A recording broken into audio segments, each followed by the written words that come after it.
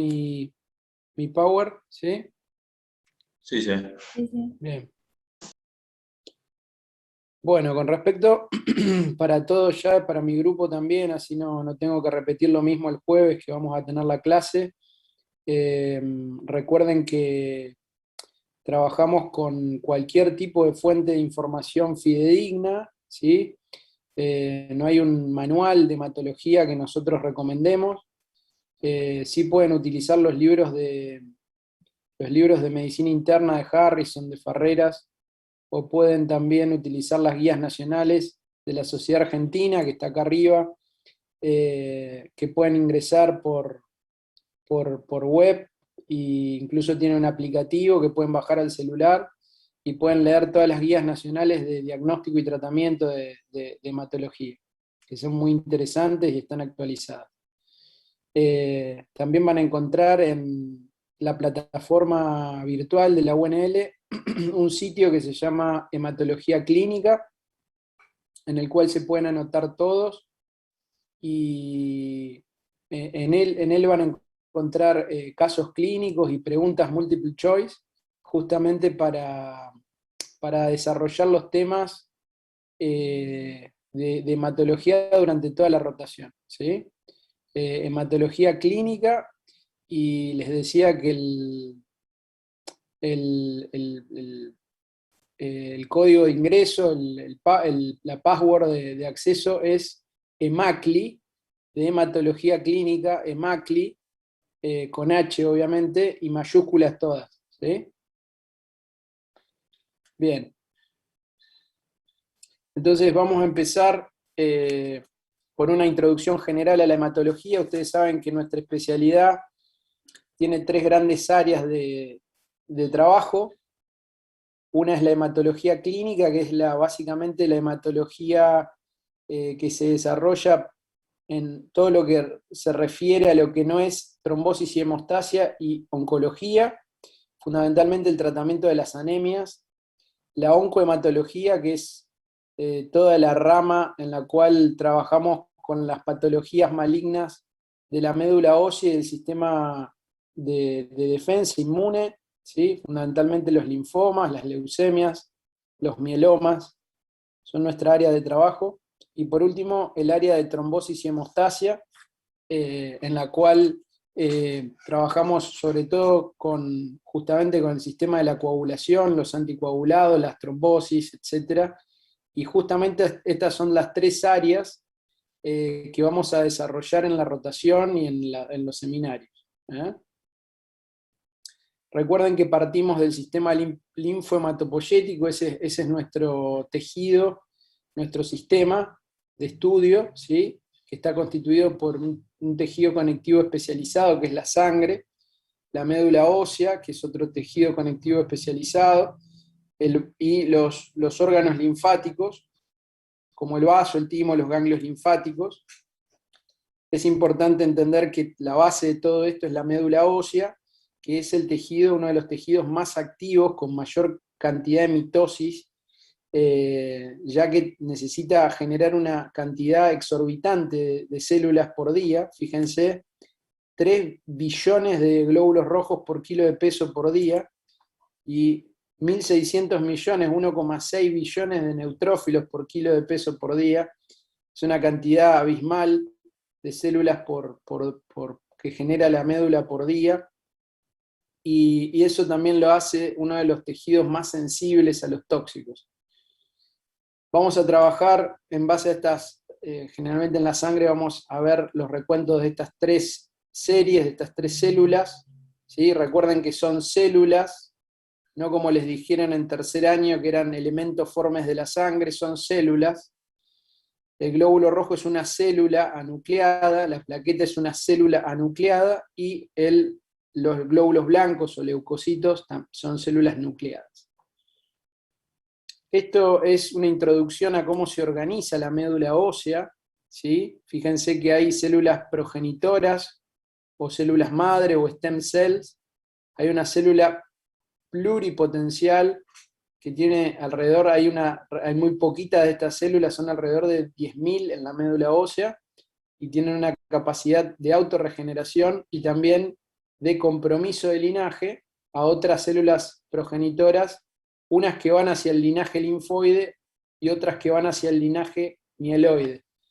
Hoy vamos a hablar de este linaje, del glóbulo rojo, que está dentro del linaje mieloide, ¿sí? Y así se ve la médula ósea al microscopio óptico, eso que veíamos ahí tan ordenadito, se ve así como un cielo estrellado en el microscopio óptico, ¿sí? Lleno de células de distinto tipo. Vamos a empezar entonces con este módulo ya directamente, el síndrome anémico. El objetivo es fundamentalmente ¿sí? El diagnóstico. Vamos a hablar del diagnóstico hoy, más que del tratamiento. Después cuando ustedes me vean a mí o a la doctora Villarreal, van a desarrollar este tema también en profundidad, fundamentalmente no solo el diagnóstico, sino el tratamiento, pero hoy vamos a hablar sobre todo del diagnóstico, del laboratorio y del algoritmo, ¿sí? De diagnóstico. Primero tenemos que entender que la anemia no es una enfermedad. Esto tiene que quedar claro. La anemia es un síndrome, ¿sí? Es un conjunto de signos y síntomas muy inespecíficos. Todos los signos y síntomas que van a leer y que ustedes quizás ya conocen de la anemia son extremadamente inespecíficos y por lo tanto necesitamos, aparte de esos síntomas, necesitamos el laboratorio para confirmar, y el laboratorio fundamentalmente el hemograma, en donde vamos a buscar la disminución de la hemoglobina como digamos, referente de la disminución de la masa globular, ¿sí? Nos vamos a basar en la hemoglobina. Esta es la hemoglobina, recuerden que es una molécula compleja, porque no es una proteína solamente, es una proteína compleja, que está constituida por 4 cadenas de globinas, ¿sí? Cada una de esas cadenas de globinas tiene un grupo hemo en su centro. El grupo hemo es la parte no peptídica, no proteica de la proteína, y ese grupo hemo es el que permite, digamos, tener hierro en esta molécula. Acá hay hierro, y el hierro justamente es el nexo, el puente, para unirse al oxígeno, ¿sí? O sea que cada cadena de globinas, de la hemoglobina, por eso se llama así, hemoglobina, se une a una molécula de oxígeno. Es decir, que con cada proteína de hemoglobina tenemos 4 moléculas de oxígeno, porque tenemos 4 grupos hemo. En base al subtipo de cadena de globina, definimos el tipo de hemoglobina, ¿sí? Recuerden que en el adulto la hemoglobina se llama A, justamente de adulto, no se pueden olvidar, y la más importante es la A1, que tiene 2 cadenas alfa y 2 cadenas beta, ¿sí? Esa hemoglobina representa el 97% de las hemoglobinas del adulto. También hay una hemoglobina A2, que tiene 2 cadenas alfa y 2 delta. Y existe una cantidad mínima, ínfima, menor del 1% en el adulto, de la hemoglobina fetal, ¿sí? Que es obviamente la hemoglobina más importante durante la vida fetal, y ya prácticamente desaparece después del 6º mes del nacimiento, ¿sí?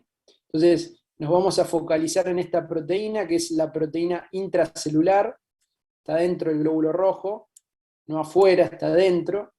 Esta proteína se fabrica dentro del glóbulo rojo a lo largo de su desarrollo dentro de la médula ósea, y después cuando el núcleo es eliminado por cariorrexis, que es el proceso de fagocitosis del núcleo, solamente queda la hemoglobina que se formó durante el desarrollo del glóbulo rojo, ¿sí?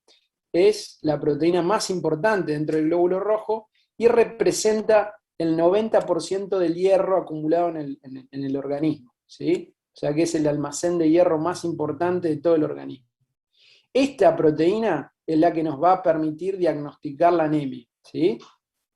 Entonces, ¿de qué depende este criterio o esta definición de anemia? De la Organización Mundial de la Salud, que fue el que definió de esta manera la anemia.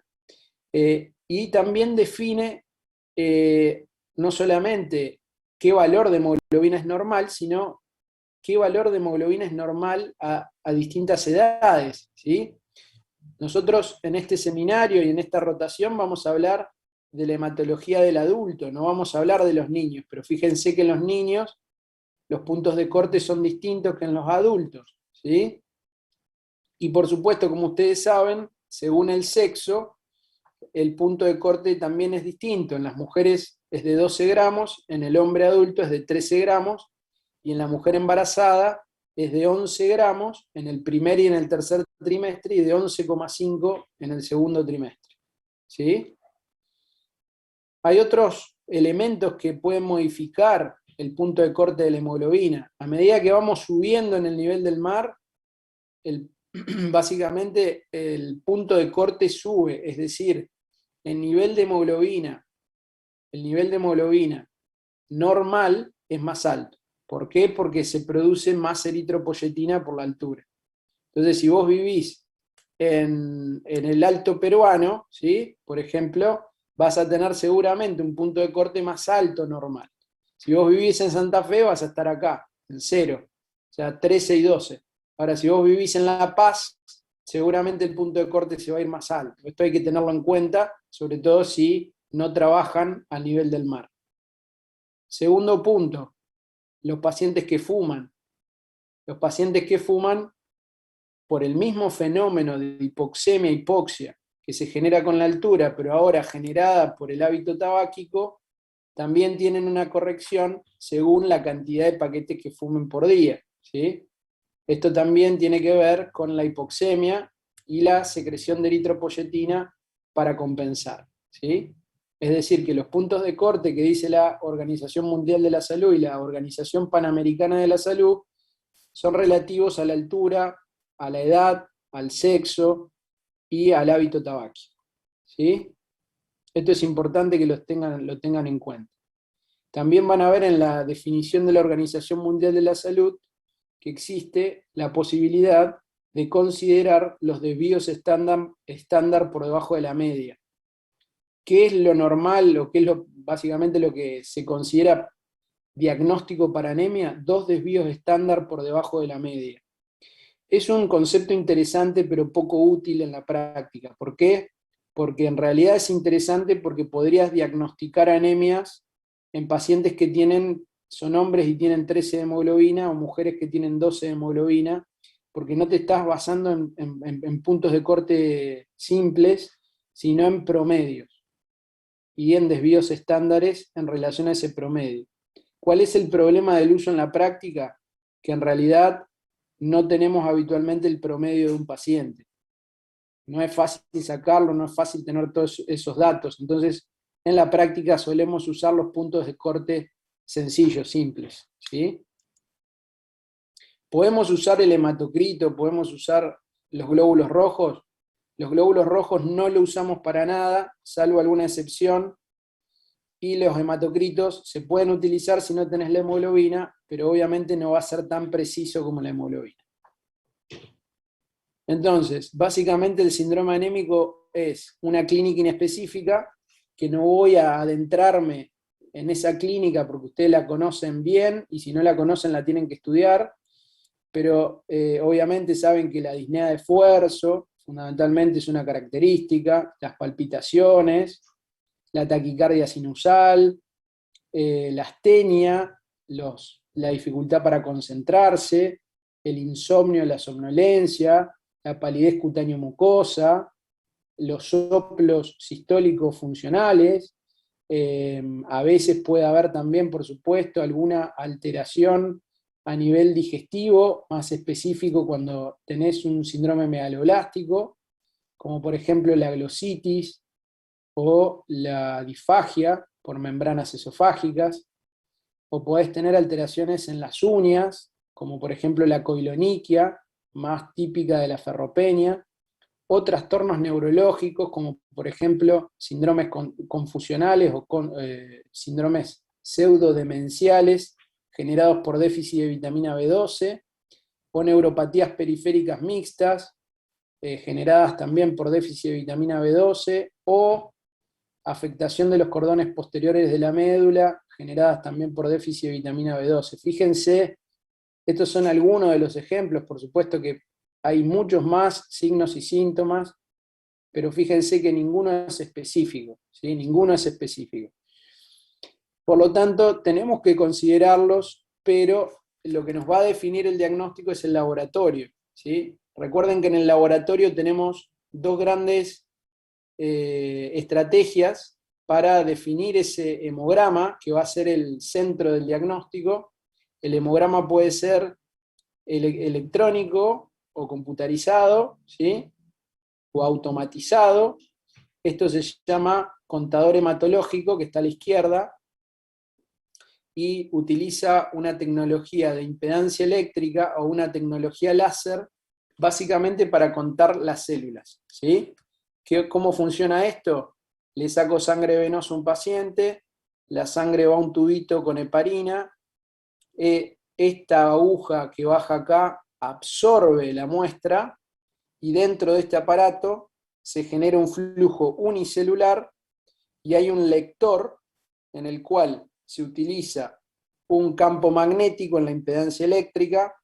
Ese campo magnético va a leer el tipo de célula que pasa por el sensor dependiendo del tamaño de la célula.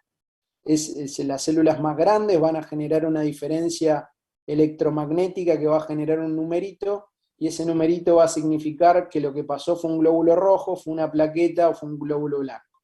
Es decir, el contador hematológico es un contador de tamaños, ¿sí? El láser utiliza la luz, ¿sí? Utiliza la luz superconcentrada de un láser para atravesar la célula y definir también, en base a la difracción de esa luz, el tamaño de la célula, y en el caso del láser sí, por ahí la composición citoplasmática, lo cual le va a permitir al láser, a la tecnología láser, darte una mayor caracterización de los glóbulos blancos. Te lo va a poder definir mejor en neutrófilo, basófilo, eosinófilo, etcétera, cosa que la tecnología de impedancia eléctrica no te lo puede hacer. Acá los blancos en la impedancia eléctrica te los va a mostrar como neutrófilos, medianos y linfocitos solamente, ¿sí? En cambio, la impedancia la tecnología láser, como permite caracterizar mejor la heterogeneidad citoplasmática, te va a permitir definir mejor las características de los blancos, ¿sí? Y no te los va a agrupar en medianos, ¿sí? Como lo hace la impedancia eléctrica. Entonces, esta tecnología es digamos, la más eficiente, fundamentalmente en tiempo, ¿sí? Porque nos permite hacer un hemograma en 5 minutos, como mucho, versus la manual, que obviamente es mucho más trabajosa, porque cada uno de los parámetros que vamos a ver después del hemograma los tenés que hacer a mano y contándolos en el microscopio, ¿sí? Entonces una técnica de 5 minutos se puede transformar en una de 40 por paciente en la manual, ¿sí? ¿Qué ventajas tiene la manual? El costo, obviamente, ¿sí? Entonces es importante que ustedes sepan con qué laboratorio trabajan, porque obviamente no todos tienen la posibilidad de tener un contador hematológico. Pueden trabajar en un lugar en el cual no haya la suficiente cantidad de pacientes para justificar el gasto de un contador hematológico, y tengan solamente la posibilidad de tener un manual. Eso no significa que el hemograma manual no sirva, pero lo tienen que saber porque tienen distintas características y fallas, digamos, que tienen que tener en cuenta. ¿Qué ventajas? Ya las dije. Número 1, la rapidez del automatizado, la precisión y la reproducibilidad, ¿sí? Porque es mucho más fácil que te equivoques mirando, sobre todo si estás cansado, que se equivoque la computadora, pero puede equivocarse también, vamos a ver algunos ejemplos. La posibilidad que te da el automatizado de calcular el Red Distribution Width, o amplitud de distribución eritrocitaria, que vamos a ver después, y los valores corpusculares, que te los informa inmediatamente. Las ventajas del manual: el costo y fundamentalmente el cálculo del hematocrito. Es la única ventaja en precisión que tiene el manual, porque el hematocrito, al calcularse manual, después vamos a ver, es más reproducible y preciso que en el cálculo indirecto que hace la máquina por una fórmula de 3 simple. Una fórmula matemática versus una técnica directa, en el caso del manual. En el caso del frotis, recuerden, se hace siempre por ambos métodos. El frotis no se reemplaza por ningún método, es decir, que a la sangre hay que mirarla siempre al microscopio. Entonces, ¿qué vamos a ver en un hemograma? Vamos a ver la serie roja, la serie blanca y las plaquetas, como les dije, las 3 células esas que les mostré al principio. Ahora nos vamos a focalizar en este seminario en la serie roja, ¿sí? ¿Por qué? Porque vamos a definir anemia. ¿Cómo definimos anemia? La hemoglobina, ¿sí? Pero también vamos a tener el hematocrito, vamos a disponer de los valores corpusculares y del RDW, que son importantes, ¿sí? El RDW solamente lo vamos a obtener en la técnica automatizada. El RDW nunca te lo van a informar en la técnica manual, ¿sí? Lo único que te van a informar es anisopoiquilocitosis si es que hay. Es decir, glóbulos rojos de distinto tamaño y de distinta forma. Pero con la computadora, con el automatizado, te lo informa directamente en un numerito que represente esa anisopoiquilocitosis. Recuerden que en los hemogramas no te van a informar nunca los reticulocitos ni el perfil de hierro, ¿sí? Eso se pide aparte, ¿sí? Si vos tenés un laboratorio que te hace un hemograma manual, las plaquetas tampoco te la van a informar salvo que se las pidas, ¿sí? Eso es importante que lo sepas. ¿Qué es el hematocrito? Ya hablamos de la hemoglobina. Fíjense lo que es el hematocrito. El hematocrito es esto, ¿sí? Es la columna de glóbulos rojos que se obtiene después de centrifugar la sangre anticoagulada en relación al plasma, fíjense, ¿sí? Estos son los glóbulos rojos, la columna de rojos de 45% aproximadamente, que siempre es inferior a la columna de plasma, y este es el Buffy Code, que se llama, es decir, la línea blanca representada por leucocitos y plaquetas. Por supuesto que las células más cuantiosas en la sangre son los glóbulos rojos, ¿sí? Entonces, ¿qué es el hematocrito? Es esa columna de glóbulos rojos en relación al plasma. ¿Por qué en el manual es más preciso calcular el hematocrito?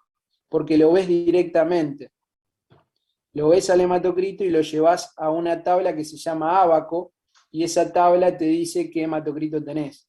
Es muy difícil equivocarse, es muy preciso, ¿sí? Es la única ventaja que tiene el manual, desde el punto de vista técnico. ¿Qué pasa cuando tenés anemia? Obviamente, la columna de rojos va a bajar en relación al plasma, y cuando tenés poliglobulia va a pasar lo contrario, la columna de rojos va a ser mayor a la del plasma, ¿sí? Naturalmente, normalmente, la cantidad de plasma que hay siempre es mayor a la de los glóbulos rojos. Con respecto al ADE o Red Distribution Width, es la amplitud de distribución eritrocitaria. Lo que ven acá es una campana de Gauss, ¿sí? Que ustedes ya la conocen. ¿Para qué sirve la campana de Gauss? Para representar distribuciones de distintas cosas. En este caso, la distribución según tamaño y forma, fundamentalmente tamaño, en este caso BCM, ¿sí? Volumen corpuscular medio, de los glóbulos rojos, ¿sí? Entonces, ¿qué significa esto? ¿Qué nos está mostrando? Cómo se distribuyen los glóbulos rojos en función a su tamaño, ¿sí? Acá ven que la mayoría de los glóbulos rojos tienen un BCM de 80, ¿sí?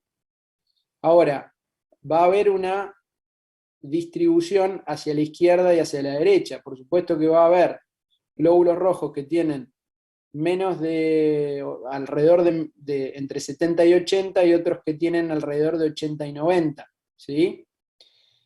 Es muy poquita la cantidad de glóbulos rojos que va a tener más de 100, y es muy poquita o casi nula la que va a tener cerca de 50, ¿sí? Eso es lo que me está mostrando el RDW, la distribución en cantidad de los glóbulos rojos en función a su tamaño y a su forma. Entonces, ¿qué va a pasar? Cuando el tamaño de los glóbulos rojos sea muy diverso, muy heterogéneo, esta curva se va a aplanar, la curva se va a aplanar y las colas de la curva se van a levantar, ¿sí? ¿Por qué? Porque va a haber más glóbulos rojos a la izquierda y a la derecha. Eso va a hacer que el numerito que me refiere el BCM, el RDW acá arriba, cambie, sea más bajo, ¿sí? Perdón, sea más alto en el caso de que haya un RDW más amplio por el hecho de que hay más anisopoiquilocitosis, ¿sí? El RW va a tener una referencia en numérica y va el número normal, por ejemplo, de esta curva es de 12, ¿sí? A medida que el RW aumente por la anisopoiquilocitosis, ese número se va a ir para arriba. Entonces, ¿qué me va a referir el RDW o el ADE? Me va a referir justamente la presencia de anisocitosis, que significa glóbulos rojos de distinto tamaño, más chiquitos y más grandes, y la poiquilocitosis, que es glóbulos rojos de distinta forma. ¿Hasta acá está claro? ¿Cuándo sucede eso, que hay muchos glóbulos rojos de distinto tamaño y forma? La causa más frecuente es la ferropenia. Entonces, si vos tenés un BCM, un volumen corpuscular medio bajo, ¿sí? Por ejemplo 70, ¿sí? Tenés anemia, una hemoglobina, suponete de 9, ¿sí? Y tenés un RDW alto, o sea que te va a estar refiriendo que hay mucha anisopoiquilocitosis, el primer diagnóstico que tenés que considerar es la ferropenia. Es la ferropenia. Por eso es que nos sirve el RW para evaluar, por ejemplo, la posible causa hipotética, no te va a definir la ferropenia, te va a aumentar la probabilidad de que tengas ferropenia. ¿Hasta acá estamos claros? Entonces, ¿cómo estudiamos la anemia? Bien, vamos más adelante. Vamos al algoritmo. Entonces, acá tenemos el algoritmo. ¿De qué depende entonces el diagnóstico del síndrome anémico? Va a depender de la clínica más el laboratorio, como les dije. La clínica es muy inespecífica. ¿Qué parte del laboratorio es la más importante? Obviamente el hemograma, y dentro del hemograma la hemoglobina. La clínica muy inespecífica. El segundo punto que nos define el tipo de anemia son los reticulocitos. ¿Por qué? Los reticulocitos nos van a permitir definir dos grandes grupos de anemias. Las anemias arregenerativas, que tienen reticulocitos normales o bajos, y dentro de las cuales las más frecuentes, y de hecho son las más frecuentes de todas las anemias, están la ferropénica y la anemia de enfermedades crónicas. ¿Sí? ¿Qué características van a tener esas anemias que representan más del 90% de todas las anemias que ustedes van a ver en su vida? Es decir, 9 de cada 10 anemias que ustedes vean, no importa la especialidad que hagan, van a ser o ferropénica o anemia de enfermedades crónicas. Por eso este es el gran diagnóstico diferencial en hematología. ¿Qué características en cuanto al volumen corpuscular tienen esas anemias? Son normocíticas o microcíticas.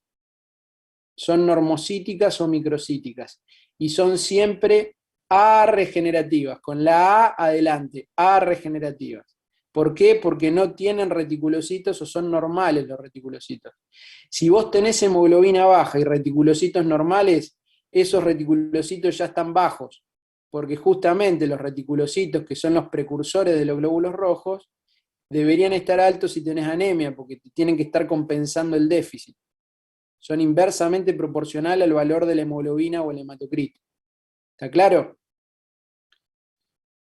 Dentro de las A regenerativas, también tienen esta que está acá abajo, con BCM alto. ¿Sí? Dentro de los BCM alto, más de 100, algunas clasificaciones le van a decir más de 96, van a tener como gran diagnóstico el más común, el síndrome megaloblástico. ¿Sí? El síndrome megaloblástico que está representado por todas las anemias producto del déficit de ácido fólico y vitamina B12. ¿Sí? Son la tercera causa más frecuente de anemia, el síndrome megaloblástico. ¿Sí? Se caracterizan por tener un BCM alto y por tener esto que está acá a la derecha, esta fotito que ven acá, neutrófilos polisegmentados. ¿Sí? Bastante característico. También hay otros diagnósticos diferenciales de anemias arregenerativas con BCM alto. No son las únicas anemias arregenerativas con BCM alto las megaloblásticas. Hay otras causas, como por ejemplo el hipotiroidismo, la hepatopatía crónica, el alcoholismo y el síndrome mielodisplásico, por ejemplo, como causas de anemias macrocíticas arregenerativas. Ahora, si los reticulocitos están aumentados, estamos en presencia de una anemia regenerativa. ¿Sí? Regenerativa. ¿Por qué regenerativa? Porque, bueno, la médula está respondiendo adecuadamente al déficit.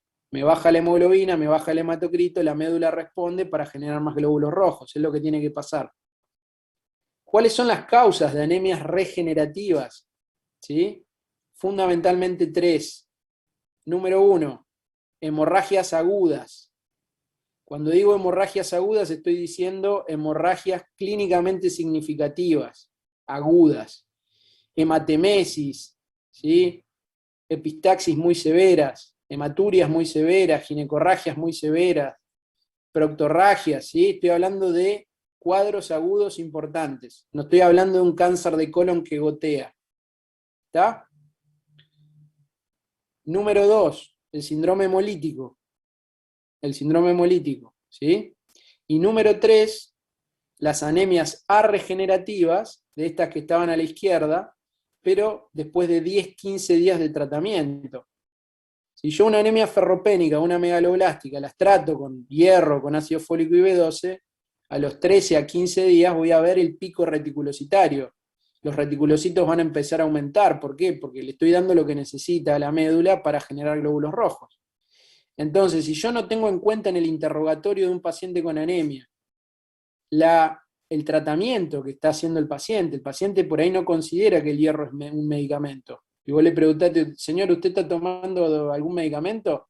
Y te dice que no, porque el tipo considera que el hierro no es un medicamento. O se olvidó que le pusieron un inyectable con ácido fólico y B12. ¿Sí? O no se lo preguntaste. Y pasaron 10-15 días y los reticulocitos están altos. Entonces ese paciente no va a tener los reticulocitos altos porque está sangrando o porque tiene un síndrome hemolítico. Lo va a tener porque está haciendo respuesta a un tratamiento previo.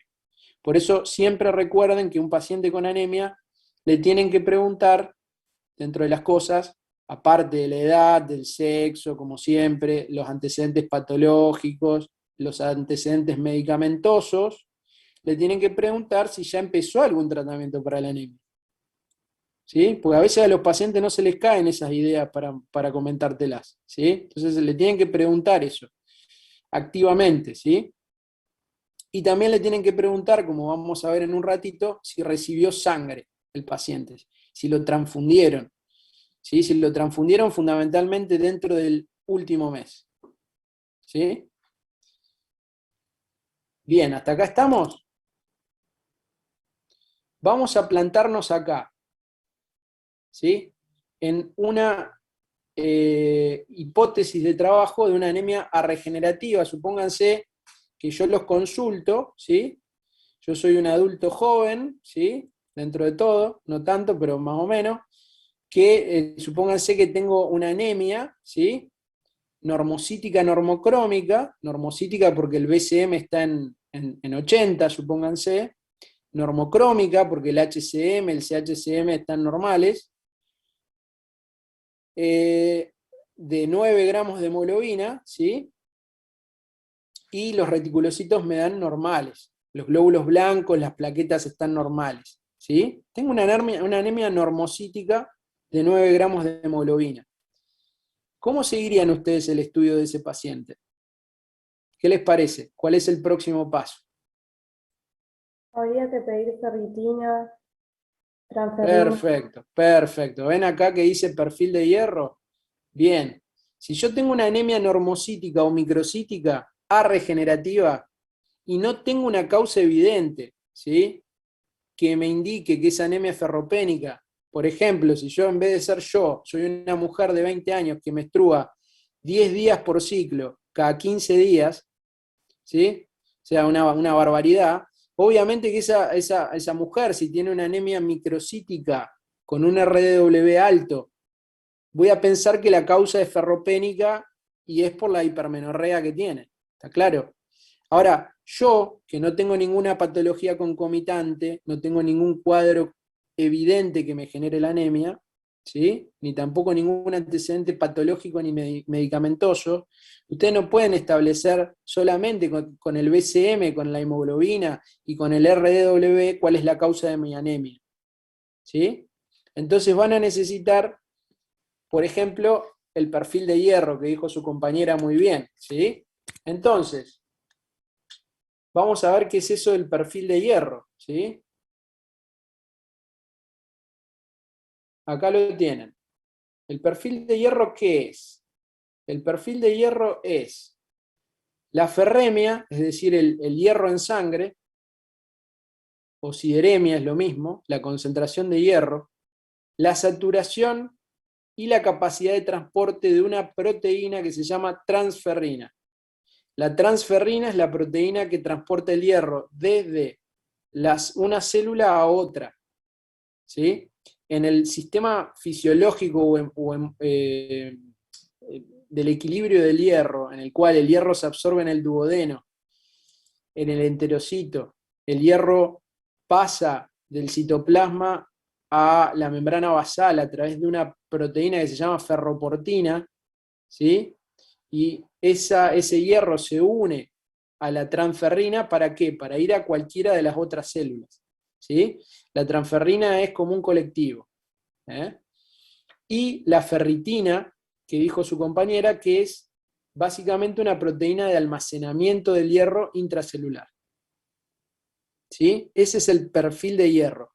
La ferritina en realidad no entra dentro del perfil de hierro.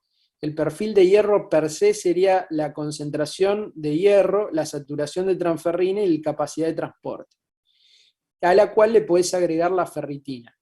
La ferritina es una proteína de almacenamiento intracelular de hierro, ¿sí? Cuando el hierro entra a la célula, la forma de depósito se llama ferritina. Y cuando se acumula mucha ferritina, se genera otra proteína que tiene menos posibilidad de intercambio del hierro, que se llama hemosiderina, ¿sí? Eso es todo dentro de la célula. ¿Está? La ferritina, recuerden que es un reactante de fase aguda, por lo tanto, si vos tenés un proceso inflamatorio, la ferritina va a aumentar espuriamente, va a aumentar la ferritina, pero eso no va a significar que vos tenés más hierro. Significa que tenés un proceso inflamatorio activo. Y eso es un problema en la valoración de la ferritina, ¿sí? Porque si, por ejemplo, vos tenés un cáncer de colon, que es un proceso neoplásico e inflamatorio, que te va a aumentar los reactantes de fase aguda, te puede aumentar la ferritina, y vos tenés ferropenia igual, porque venís perdiendo sangre. Entonces, si vos solamente te basás en la ferritina, en ese caso, podés subestimar el diagnóstico de la ferropenia. ¿Me siguen? ¿Sí? ¿O no? ¿Entendieron eso? Sí. Por eso Sí. necesitamos muchas veces el perfil de hierro. ¿Cómo vamos a estudiar el perfil de hierro? Se van a acordar de estas fotos, ¿sí? Imagínense que esta es la ferritina, ¿sí? Esta ferritina está llena de gente. Imaginemos ahora que la gente es el hierro, ¿sí? En realidad, por ferritina entran solamente 2 hierros. Pero por un momento imaginémonos que es como un colectivo y que pueden entrar muchos, ¿sí? Si la transferrina está llena de hierro como este colectivo, ¿sí? La saturación, ¿cómo va a estar? ¿Está saturado o no está saturado este colectivo? Sí. Bastante. Está Sí. saturado de Alto, gente, sí. ¿sí? ¿Qué capacidad de transporte tiene este colectivo? Nula. No tiene. No tiene para almacenar más. O sea, no tiene capacidad. No tiene capacidad de transporte, no podés subir a más a nadie, no va a parar en ninguna parada más, porque está lleno de gente colgada de los estribos. ¿Sí? Y se imaginan qué concentración tendrá de hierro este paciente que tiene esta transferrina tan marcada. ¿Cómo estará la concentración de hierro? Si estas son hierros y no personas. Alta. Alta. Esto es lo que pasa en la anemia de enfermedades crónicas. ¿Sí? ¿Qué pasa en la anemia de enfermedades crónicas? La transferrina va saturada, la concentración de hierro es normal o alta, y sobre todo, lo más importante, que es lo primero que se modifica, la capacidad de transporte está normal o baja. ¿Sí? ¿Por qué es importante la capacidad de transporte? Porque es el primer parámetro que se altera de todo esto. Lo primero que se altera es la capacidad de transporte cuando tenés ferropenia. ¿Sí? Lo último que sucede es la microcitosis, es la disminución del BCM. Por eso pueden entender con este ejemplo que no todos los pacientes con ferropenia tienen microcitosis. ¿Comprenden? La anemia ferropénica puede ser también normocítica. No esperen encontrar todas las anemias ferropénicas microcíticas, porque lo último que sucede en la anemia ferropénica es la microcitosis, y es lo último que se recupera con el tratamiento. ¿Está claro eso? Ahora, lo primero que van a ver alterada es el TIBC, que es la capacidad de transporte de la transferrina. ¿Sí? Que va a estar siempre alto en la anemia ferropénica. Este colectivo va vacío, no tiene hierro, ¿sí? Esta transferrina no tiene hierro. ¿Qué capacidad de transporte tiene? Alta. Alta. Entonces, siempre que haya ferropenia, la capacidad de transporte va a estar alta. Si la capacidad de transporte está normal, no hay ferropenia. Por más que la ferritina te dé normal, ¿sí? Si vos tenés la capacidad de transporte alta, tenés ferropenia. ¿Está claro? Es difícil de entender esto, por eso les pregunto de nuevo, ¿está claro? Sí, profe. Bien. ¿Qué puede pasar? Puede pasar que el paciente venía con un colectivo medio lleno, ni así ni así. ¿Sí? Venía con gente normal. ¿Sí? Venía bien. ¿Y qué pasó? Empezó a tener un proceso inflamatorio el paciente. Por ejemplo, una tuberculosis, ¿sí? Que es una enfermedad inflamatoria crónica. ¿Qué pasa con ese paciente? Empieza a liberar interleuquinas, interleuquina 1, factor de necrosis tumoral alfa, etc. Y esas interleuquinas estimulan en el hígado la síntesis de una proteína que se llama hepcidina. La hepcidina es muy importante, es central en el metabolismo del hierro. ¿Por qué? Porque es la llave que cierra o abre la puerta al hierro. ¿Cómo se llamaba esa puerta? Ferroportina. Cuando hay hepcidina, la ferroportina se internaliza en la célula y por lo tanto el hierro queda atrapado adentro de la célula. No puede salir. Entonces, por más que vos comas hierro, no lo vas a absorber. ¿Por qué? Porque va a quedar en el enterocito y lo vas a eliminar con las heces. Por más que vos tengas hierro en las células, no lo vas a poder intercambiar, porque va a quedar atrapado adentro de las células. ¿Por qué? Porque hay mucha hepcidina, que es la llave que mete al hierro adentro de las células. Entonces, ¿qué puede pasar en ese caso? Que vos tengas un colectivo medio vacío y que te empieces a padecer un proceso inflamatorio. Te va a suceder, ¿sí?, que puedas quedar con un hierro normal, no alto, normal, o incluso a veces un poquito bajo, y con una saturación normal o incluso un poquito baja. Por eso, siempre que pidan perfil de hierro, tienen que pedir los 3 elementos. Nunca el hierro solo, nunca la saturación sola. Siempre los 3. Y siempre la capacidad de transporte. ¿Por qué? Porque en un paciente con anemia de enfermedades crónicas podés tener hierro alto, hierro normal o incluso un poquito bajo.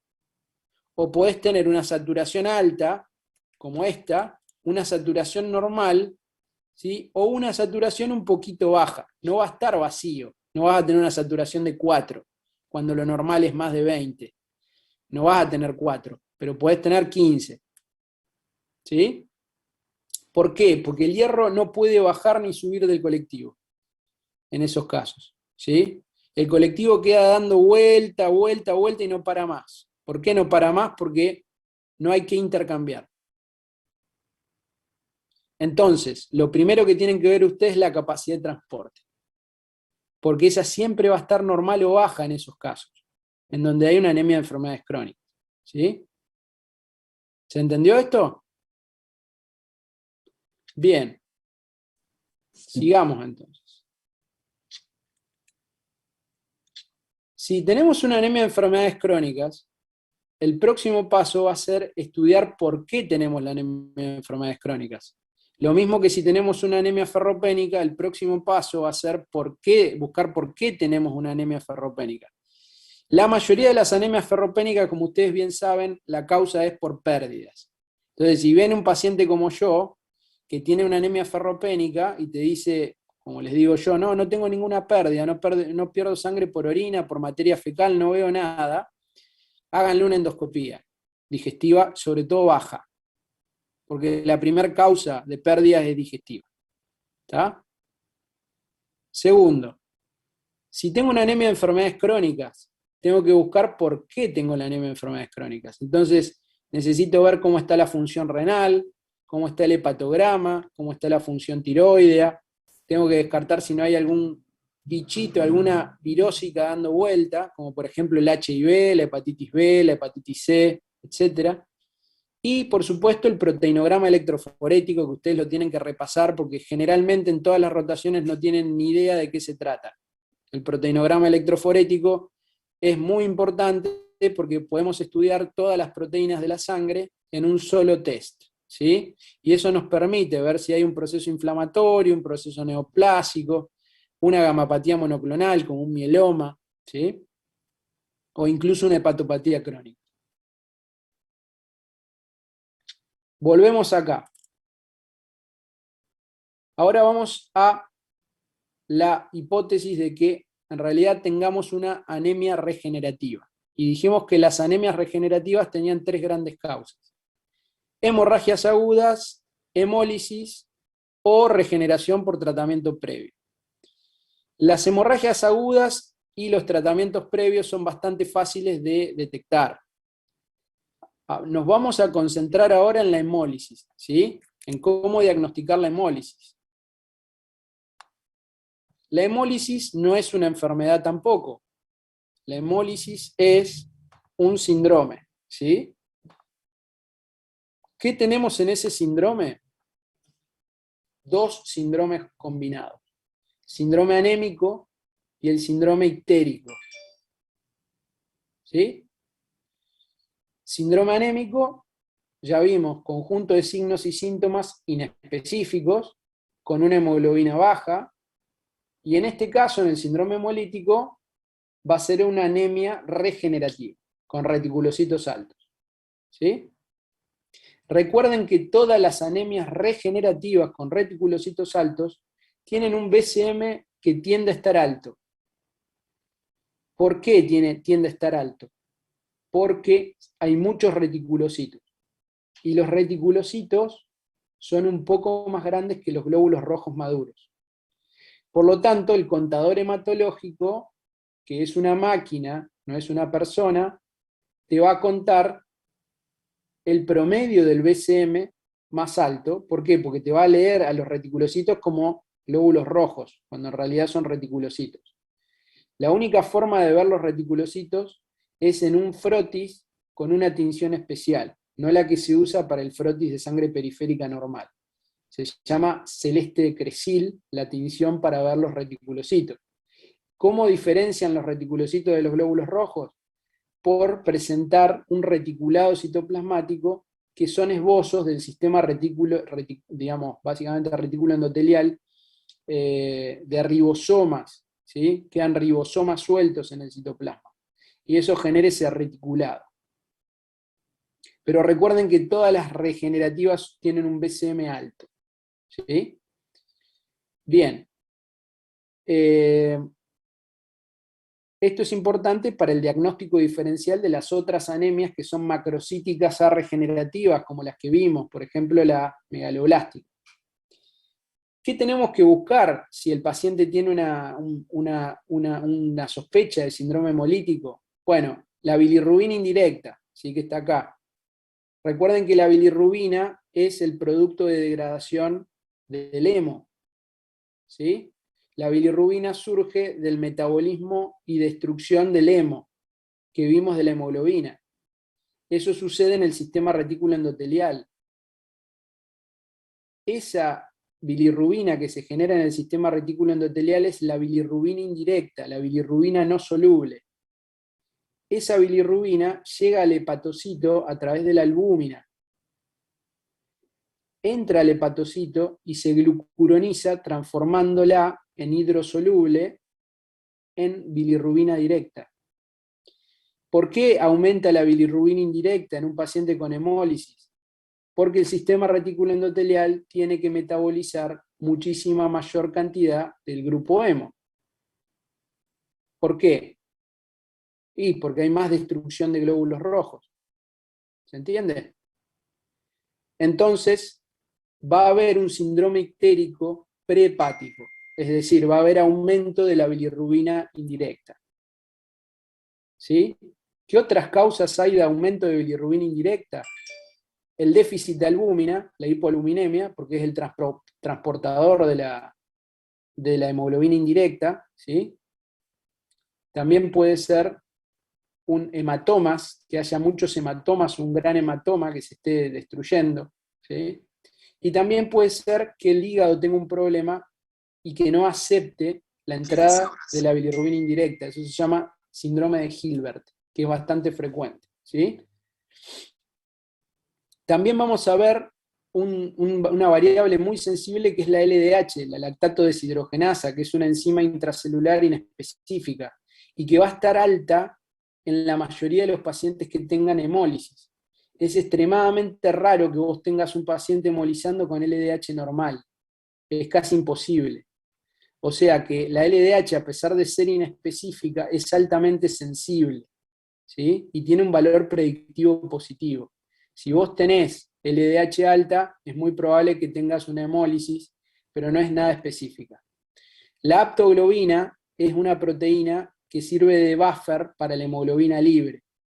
Tanto el hierro como la hemoglobina libre, como la bilirrubina indirecta, que tienen alta concentración de hierro, son muy tóxicas, por lo tanto siempre tienen que estar unidas a proteínas. No podés dejar hemoglobina libre en circulación, porque va a terminar destruyendo el riñón, por ejemplo. Entonces, ¿qué pasa? Existe un buffer que se llama aptoglobina, que es una proteína que se une a esa hemoglobina libre y es fagocitada por el sistema retículo endotelial.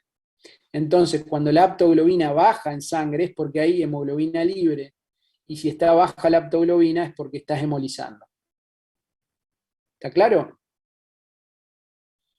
La hemoglobinuria es otro parámetro que podés encontrar, sobre todo en las hemólisis intravasculares, ¿sí? En donde el glóbulo rojo se rompe en circulación, no alcanza con la aptoglobina a neutralizar y se filtra por los riñones, ¿sí? Ya terminamos. Una aclaración más y ya terminamos. Ya terminamos con este algoritmo, ¿sí? Entonces, porque esto, como les dije, es diagnóstico. Si tenemos una sospecha del síndrome hemolítico, el próximo paso a seguir es este, fíjense, la CUMS directa acá abajo, ¿sí?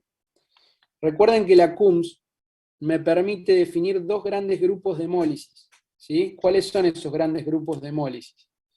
Los que la CUMS directa me da positivo son las hemólisis inmunes.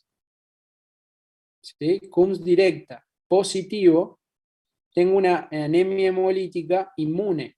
CUMS directa negativa, tengo una anemia hemolítica no inmune. ¿Está claro? ¿De dónde viene esto de inmune, no inmune? La CUMS directa me permite detectar anticuerpos pegados a la membrana del glóbulo rojo. Eso es lo que me permite hacer la CUMS. Yo le agrego a una gota de sangre una gota de suero CUMS que tiene anticuerpos dirigidos contra otros anticuerpos. Cuando uno esa gota de suero CUMS a la gota de sangre, los glóbulos rojos se van a aglutinar si tienen pegados anticuerpos en su superficie. Entonces ahí voy a decir, la CUMS directa me dio positiva. ¿Qué significa eso?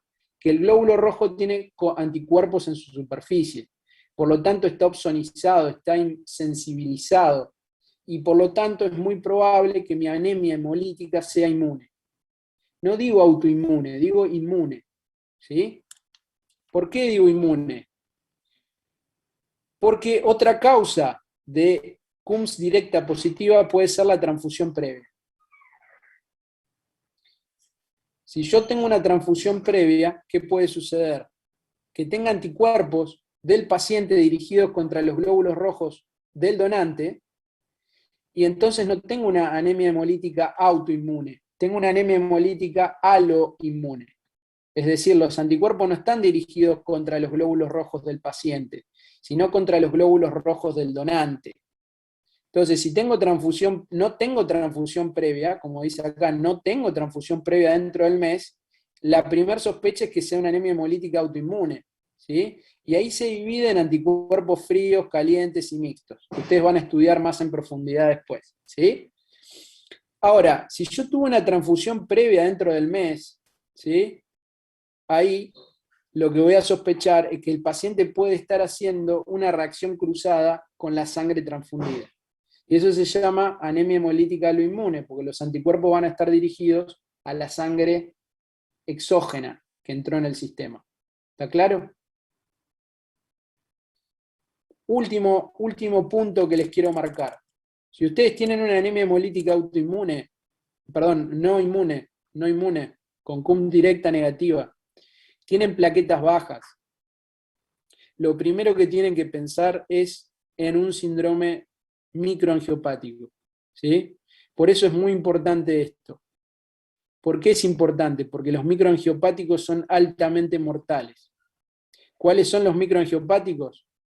El síndrome urémico hemolítico, la púrpura trombótica trombocitopénica y la coagulación intravascular diseminada. ¿Sí? Perdón, profe, ¿lo puede repetir, perdón? Si vos tenés una anemia hemolítica no inmune, ¿sí? La CUMS directa te da negativa y tenés plaquetas bajas, ¿sí? Lo primero que tenés que descartar es los síndromes microangiopáticos. ¿Qué son los síndromes microangiopáticos? Cuando el glóbulo rojo se rompe por presencia de microcoágulos en la circulación menor, en los capilares, por ejemplo, ¿sí? ¿Y cuáles son las enfermedades que producen eso? Lo que vemos mucho ahora, bueno, ya ahora la ola pasó, pero se veía mucho en COVID, ¿sí? El SIRS, sepsis, coagulación intravascular diseminada, ¿sí? La púrpura trombótica trombocitopénica o el síndrome urémico hemolítico. ¿Por qué es importante? Porque si no tratás rápido a ese paciente, se muere, ¿sí? Entonces, si vos detectás anemia hemolítica no inmune y trombocitopenia, primero pensá en esto, ¿sí? Y era lo último que le quería decir, porque ya nos pasamos del tiempo. Los seminarios duran 1 hora, ¿sí? Así que si tienen alguna duda, alguna pregunta, los escucho. ¿Es frecuente la anemia hemolítica aloinmune? O sea, por transfusiones de sangre incompatibles. No es frecuente, pero es un diagnóstico posible. Recordá que hay más de 250 grupos sanguíneos. Los grupos mayores, más importantes, son el ABO y el RH. Pero dentro del RH, por ejemplo, tenés 50 antígenos distintos. El único que conocés vos es el RH positivo o negativo, que es el D. ¿Sí? Pero después hay otros antígenos, como el C grande, el C chico, el E grande, el E chico, por ejemplo. Hay otros más, hasta 50.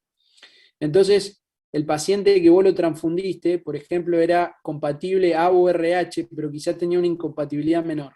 con algún otro grupo o sistema. Y ese paciente ya tenía esa incompatibilidad, generó anticuerpos y te está destruyendo los glóbulos rojos donados, a pesar de que te daban compatibles en el banco de sangre. Eso te puede suceder y te puede generar una reacción hemolítica retardada, ¿sí? No una reacción hemolítica mayor, como por ejemplo la que sucede con la incompatibilidad ABO o RH, sino una reacción hemolítica de menor intensidad. Por eso lo tenés que tener en cuenta. ¿Te quedó claro? Sí, sí. Bien, bien. ¿Alguna duda más, chicos?